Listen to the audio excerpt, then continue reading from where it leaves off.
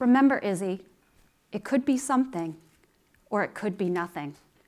My husband said this to my daughter as they kneeled down to open a geocache they had found hidden in the woods.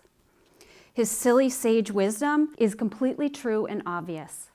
It's the kind of thing you don't really need said out loud, but somehow it mattered that it was.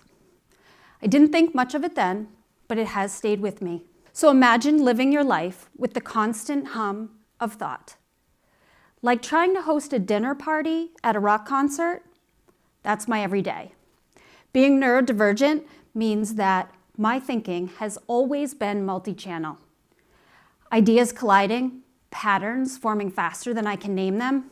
It's noisy in there, but it's also where my creativity lies. When someone starts talking about something, I don't wait my turn. I jump in.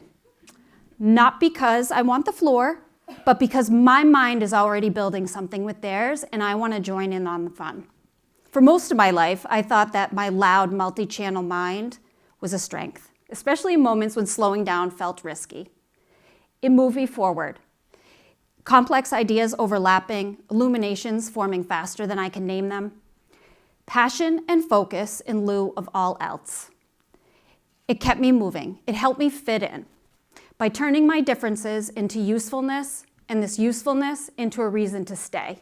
One morning, I was in my office at work, preparing for the day. Papers were spread across my desk, along with notes, references, books I was hoping to weave into an evaluation report I had been working on. These were my favorite moments, when the process and the analysis might lead to helping somebody. But I didn't stay there. When help was called somewhere else, I had to get up and go. I was doing what I had done many times before. On this occasion, I had to move in close. I had to get really low to the ground and put myself between a child and others. I was trying to create safety, calm, and space. I had been in this place so many times before, and then time stopped. Before there was pain, there was a thought. I misread this moment. It felt like all my years of experience had come down to one single mistake. Before I registered anything else, I looked at the nearest adult and I said, I need a break. My body moved before my thinking could catch up. Everything collapsed inward. Sound condensed into sharp, high-pitched ringing. There was shock, confusion, fear. My body folded in on itself, instinctively searching for quiet and protection, trying to cool pain, trying to escape the ringing. It was a concussion. After those immediate moments, treat me kept me moving. I answered calls. I made decisions. I told myself and everyone else, I'm fine. I'm fine. Adrenaline can feel a lot like clarity. As long as there was pain to manage and things to do, I didn't notice what was missing. But when the pain eased and the distractions stopped, I didn't meet the silence. I noticed an absence. During a solitary moment in the bathroom, completely alone, doing something utterly ordinary, it registered. There was nothing happening in my head. No commentary, no overlap, no impulse to jump in. It wasn't peaceful. It was exacting, sharp, the kind that rings into your bones. And I remember thinking, where did I go? Will I be back? I'm lost. I'm scared.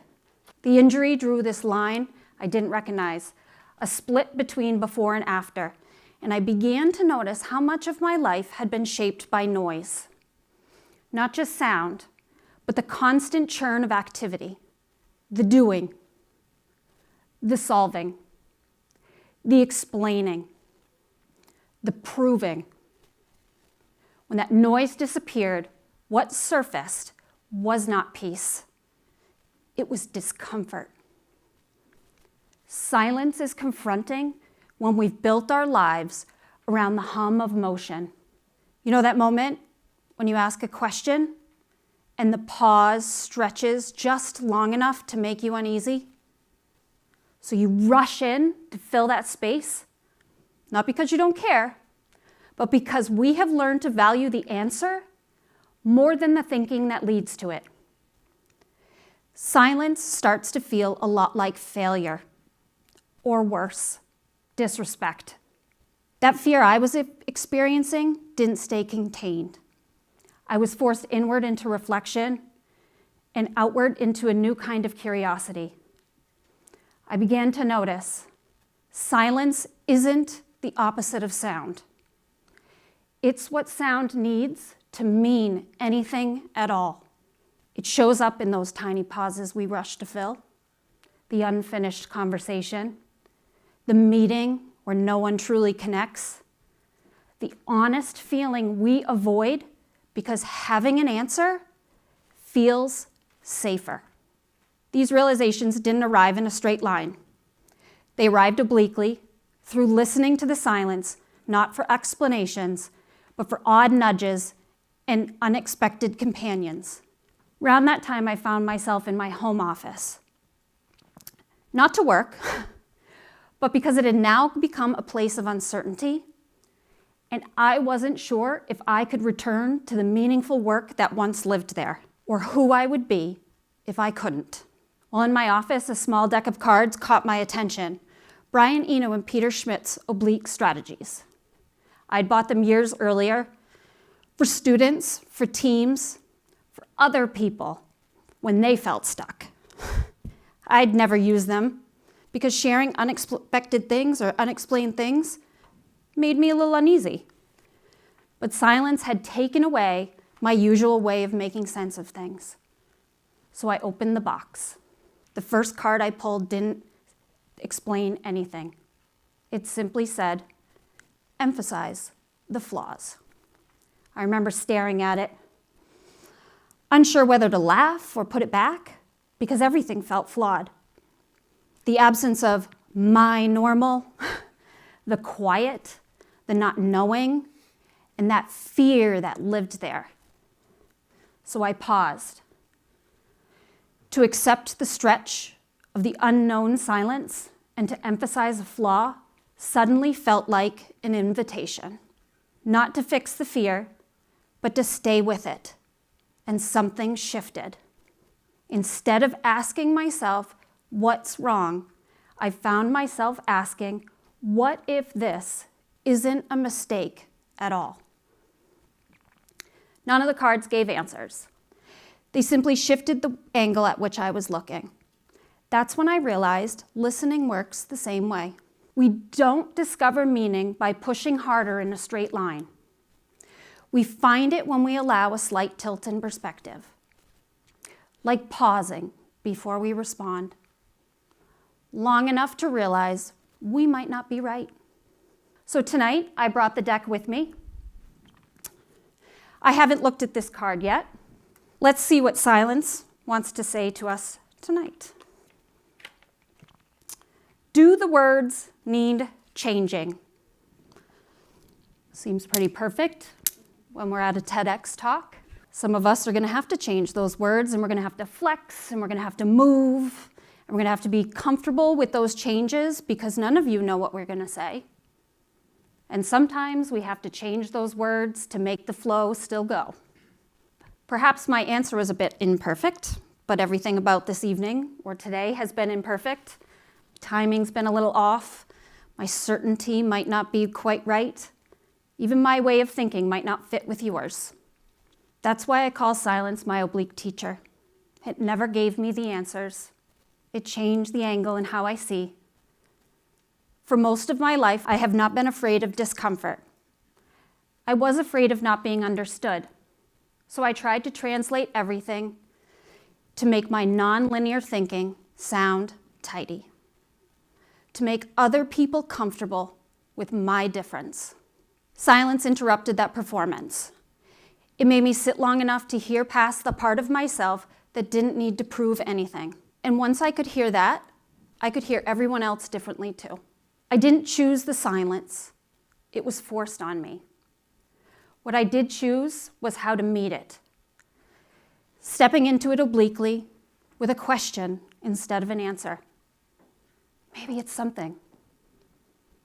Maybe it's nothing. And in that space, I began to notice what I'd been missing. We rush to fix the noise rather than to hear it.